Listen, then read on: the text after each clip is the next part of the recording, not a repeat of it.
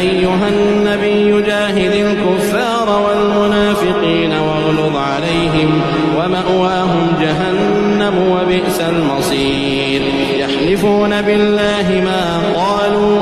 ولقد قالوا كلمة الكفر وكفروا بعد إسلامهم وهموا بما لم ينالوا وما نقموا إلا أن أغناهم الله ورسوله من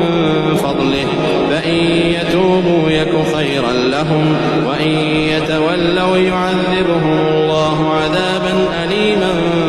في الدنيا والآخرة وما لهم في الأرض من ولي ولا نصير. ومنهم من عاهد الله لئن آتانا من فضله لنصدقن ولنكونن من الصالحين فلما آتاهم من فضله بخلوا به وتولوا وهم معرضون فأعقبهم نفاقا في قلوبهم إلى يوم يلقونه بما أخلفوا الله